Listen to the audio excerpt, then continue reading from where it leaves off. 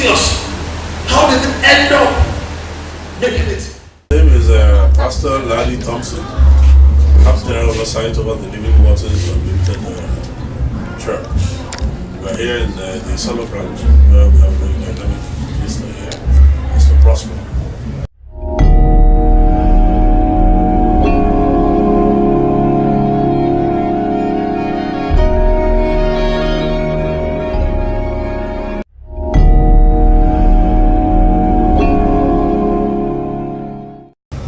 Not just Christians, but not just the Nigerian church now, not just Christians, but the whole country. Right now, there's a possibility that Nigeria would be destroyed for the fact that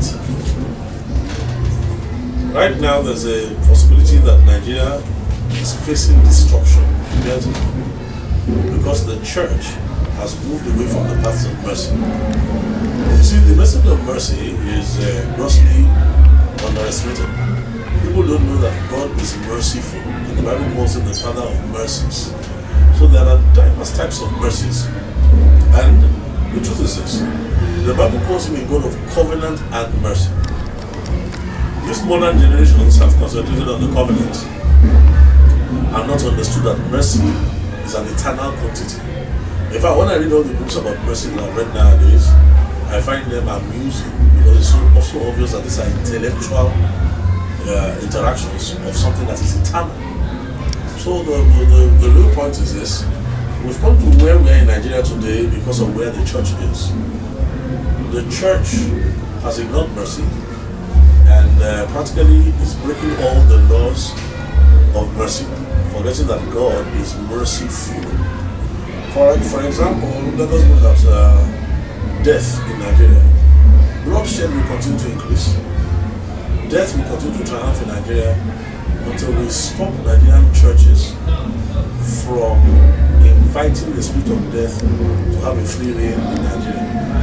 I actually mentioned this about 8 years ago, 10 years ago, and since then, bloodshed has been increasing. But the truth is because the realm of the spirit is very sophisticated. So people may not trace, in those days people would not trace malaria to the mosquito. Today, Nigeria is not tracing Boko Haram, Fulani herdsmen, and all this bloodshed. They're not tracing their entry to Nigeria to the church. It's actually the church that has given spiritual permission, which the churches before this modern generation did not give. The modern church today, all over Nigeria, I can tell you, like, let me give you some scriptures. In Romans chapter 3, the Bible says, their feet, whose mouth, the Bible says, is full of curses and bitterness. Their feet are swift to shed blood.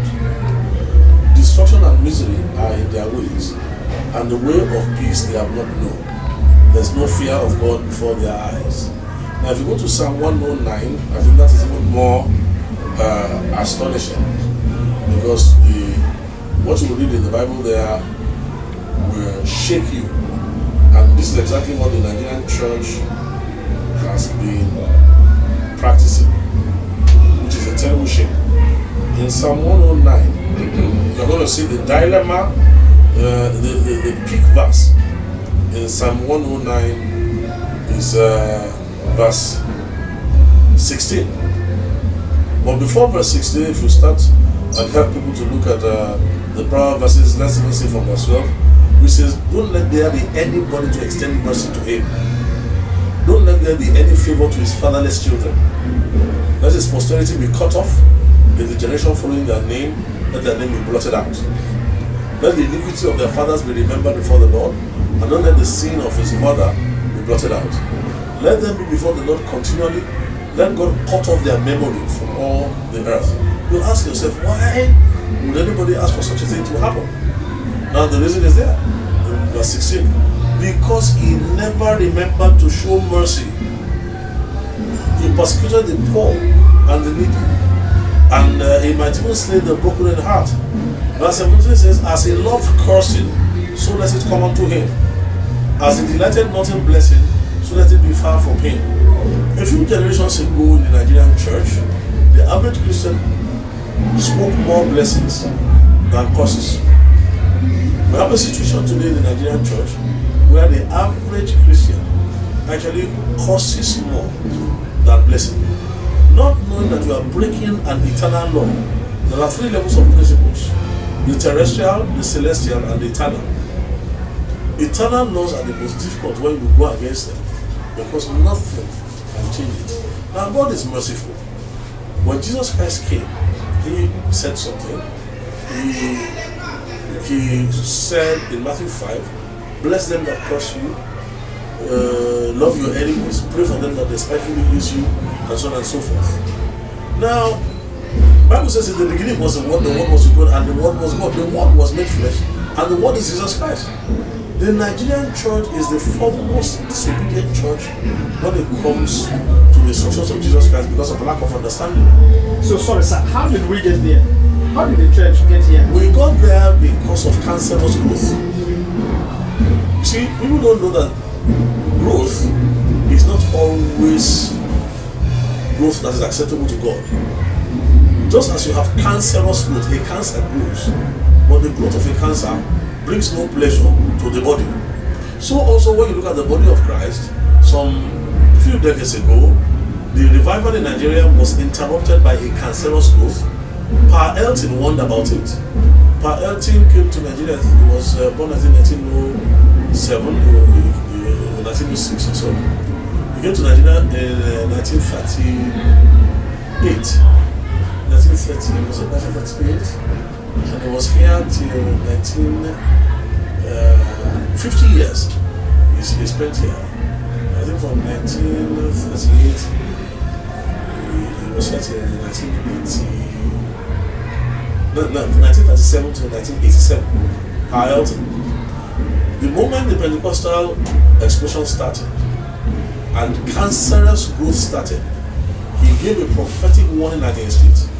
And in 1986, he died in 1987, he gave a prophecy that Nigeria will become known for corruption all over the world because a corruption had crept into the church. He said our name will stink with corruption. This was 1986 prophecy. The first part has come true. We are known all over the world for corruption. But he said afterwards there will be a turnaround and we will be known for righteousness. Now we are coming towards that point now. So what we are looking at here is the fact that it crept into the church based on cancerous growth. They found out that if you are causing enemies, if you call in for a church and teach people to stay in the flesh and not in the spirit, teach them to curse enemies, because it's a natural fleshly thing, a lot of people will join that church. Essentially, you can build a cathedral on curses, but we've started reaping the harvest already as a nation. And ultimately, if you don't stop the mouths of all these churches that keep cursing and cursing and cursing, they are going to watch their children being sold into slavery openly. They are going to end up watching bloodshed in the streets of the cities and the towns where they have been cursing and cursing. Now, the terrible thing about this thing is that many of the gullible people who have learned to curse don't know the repercussion of cursing in the name of the Spirit. They don't understand that their own children's children will never see mercy. They don't know that desolation is coming like a wild wind. And the interesting thing about God is that if you go to Proverbs chapter 1, there's something very interesting that God says that should scare us in the Nigerian church if we are people who have any iota of sense. In Proverbs chapter 1, God will warn you and tell you that, look, I've reached out to you. Let me get you the exact scripture. In Proverbs chapter 1, the Bible says from verse 23, turn at my reproof. Behold, I will pour out my spirit unto you, and I will make known my words to you. God says, if I correct you, you listen, I will help you. Say, but because I called, you refused. I stretched out my hand, no man regarded. But you have set up not all my counsel. You rejected all my reproof. Now listen what God said. I will also laugh at your calamity. I will mock when your fear comes. When your fear comes as a destination, your destruction comes as a whirlwind. When distress and anguish come upon you, then shall they call upon me, but I will not answer. They will seek me early, they will not find me because they rejected my counsel. Listen, something is ahead of the Nigerian church which we don't want to see, but it's a harvest. There's still a small window right now for the Nigerian church to repent and turn people away from curses, turn people away from hatred, from revenge, turn them into the spirit, away from the flesh. We are almost at the place now where the full harvest, including the churches of southern Nigeria, there will be bloodshed, deaths that you cannot explain, both in the pews and in the pulpit. Unfortunately, people will not realize that it is a harvest of seed sown by many ministries who, when they were corrected, fell too big and enjoyed cancerous growth, which is growth of cancer, which does not please God.